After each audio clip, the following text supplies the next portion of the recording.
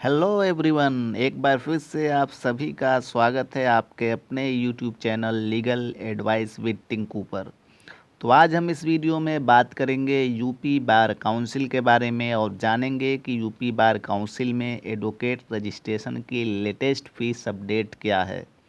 तो अगर आप एक अधिवक्ता के रूप में यूपी बार काउंसिल में इनरोल्ड होना चाहते हैं, पंजीकरण कराना चाहते हैं, तो सारी जानकारी आपके पास होनी चाहिए कि फॉर्म किस तरीके से भरेंगे, कौन कौन से डॉक्यूमेंट्स लगाएंगे, कितनी फ़ीस लगती है। ये सारी बातें आपको पता होनी चाहिए ताकि कोई गलती ना हो सके आपके फॉर्म में। फॉर्म या तो आप जो है फिज़िकली भौतिक रूप से आप इलाहाबाद के ऑफिस में पहुंच करके जमा कर सकते हैं या फिर स्पीड पोस्ट के माध्यम से भी इसको भेज सकते हैं। आज हम इस वीडियो में सिर्फ बात करेंगे कि वर्तमान में फ़ीस स्टेटस क्या है, कितनी फ़ीस लग रही है।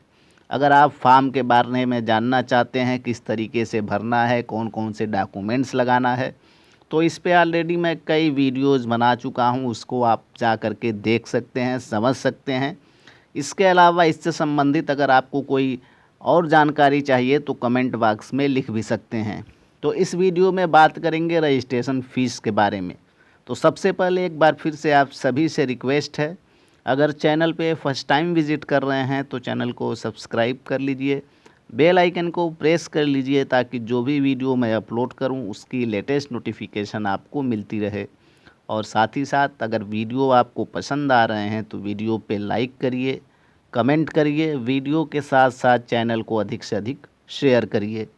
तो चलिए शुरू करते हैं। हम बात कर लेते हैं एडवोकेट रजिस्ट्रेशन की वर्तमान जो फ़ीस स्ट्रक्चर है उसके बारे में, कितना फ़ीस लगता है और जो डीडी आपको बनवाने हैं किसके फेवर में बनवाने हैं।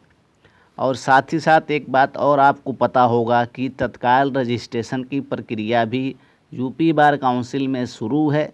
5,000 रुपये एक्स्ट्रा देंगे आपका विद इन डे, यानी जिस दिन सुबह आप फॉर्म जमा करेंगे 12-1 बजे तक, शाम को 5-6 बजे तक आपका रजिस्ट्रेशन सर्टिफिकेट आई कार्ड मिल जाएगा। तो इसके लिए आपको अलग से 5,000 रुपये पेमेंट करने पड़ेंगे। तो सबसे पहले जो नॉर्मल फ़ीस स्ट्रक्चर है जो सभी के लिए है वो कितना है उसको हम लोग देख लेते हैं। तो यहाँ पे देखिए आप लोग, ये नॉर्मल फ़ीस स्ट्रक्चर है यूपी बार काउंसिल की। देय शुल्क देखिए, यहाँ पे एक बैंक ड्राफ्ट बनेगा जो जो bar council of Uttar Pradesh Allahabad के नाम से बनेगा। अब आपको कितना फ़ीस जमा करना है वो आपके आयु और आपके जाति के अनुसार तय होता है। तो अगर मान लीजिए आप जनरल कैटेगरी के हैं और आपकी एज जो है बिलो 38 ईयर है, यानी 38 साल के नीचे हैं, तो आपसे 16,665 रुपये लिया जाएगा। जनरल और ओबीसी का सेम होता है। अगर आप जनरल और ओबीसी के कैंडिडेट हैं लेकिन आपकी आयु 38 से 45 साल के बीच है तो इसके लिए आपसे 21,665 रुपये का फ़ीस लिया जाएगा। अगर आप जनरल और ओबीसी हैं, आपकी आयु 45 से 50 के बीच है तो आपसे 18,665 रुपये फ़ीस लिया जाएगा।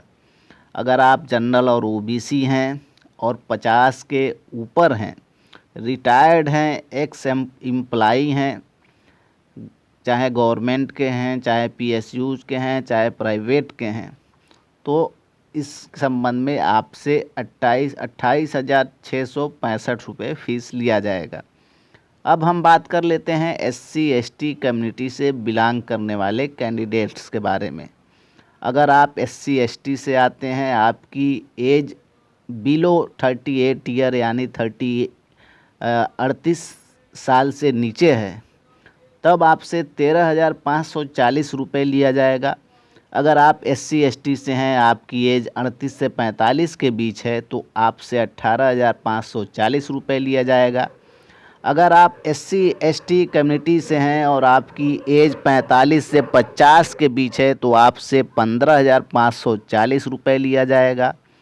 अगर आप एससी एसटी से हैं, 50 के ऊपर हैं और रिटायर्ड हैं तो 25,540 रुपये आपसे लिया जाएगा। तो ये फीस स्ट्रक्चर है आपकी, इसके अकॉर्डिंग आप अपना डीडी बनवा सकते हैं। अब दूसरा रूल भी आप लोग पढ़ लीजिए, इम्पॉर्टेंट है। यहाँ पे नोट देखिए, अगर आप स्नातक की परीक्षा उत्तीर्ण करके आपके स्नातक परीक्षा उत्तीर्ण किए 5 वर्ष पूर्ण हो चुके हैं, यानी 5 साल पूरा हो चुका है और आपने रजिस्ट्रेशन अब तक नहीं कराया है, तो अब जब रजिस्ट्रेशन कराएंगे तो आपसे 10,000 रुपये एक्स्ट्रा लिया जाएगा, और यदि 10 साल पूरा कर चुके हैं तो आपसे 20,000 का अतिरिक्त शुल्क लिया जाएगा। और यहाँ पे देखिए, जो सेवानिवृत्त हैं, जो व्यवसाय में हैं, जो नौकरी में हैं, वो आवेदक जो है यह शुल्क नहीं देंगे।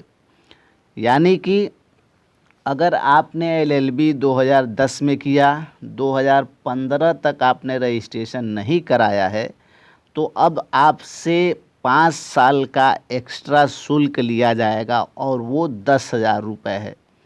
अगर 5 साल का गैप है तो 10,000 रुपये, और अगर 10 साल का गैप है तो 20,000 रुपये आपसे अलग से लिया जाएगा।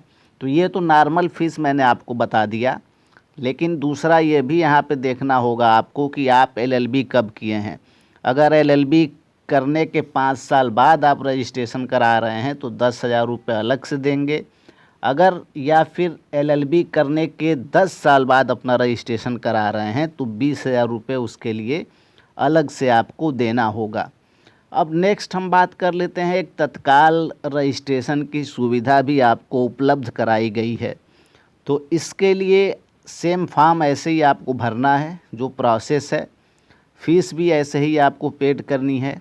लेकिन अगर आपको तत्काल में उसी दिन आपको रजिस्ट्रेशन सर्टिफिकेट और आईडी चाहिए तो आपको 5,000 रुपये एक्स्ट्रा पेड करने पड़ेंगे इस फीस के अलावा।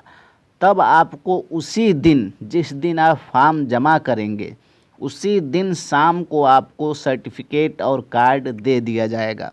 तो ये तत्काल जो रजिस्ट्रेशन की सुविधा है उसकी प्रोसेस है। तो ये फ़ीस स्ट्रक्चर मैं आपको बताया हूँ यहाँ पे, उम्मीद कर रहा हूँ आप सभी लोग समझ गए होंगे। तो इस फीस के अकॉर्डिंग अपना जो रजिस्ट्रेशन फॉर्म है उसको फिल करें, इतने का डीडी बनवाएं, उसके बाद से फॉर्म को ले आकर के सबमिट करें, जमा करें या स्पीड पोस्ट करें। तो ये फ़ीस स्ट्रक्चर है, अभी तक वर्तमान में यही है, इसमें अभी कोई चेंजेज नहीं है। आगे अब क्या होता है उसको भी देखना होगा कि फ़ीस फिर से बढ़ती है कि नहीं बढ़ती है। लेकिन वर्तमान में अगर आप रजिस्ट्रेशन कराने जा रहे हैं तो इसी के अकॉर्डिंग आपको जो है फ़ीस पेमेंट करना है। तो मिलते हैं नेक्स्ट वीडियो में, धन्यवाद।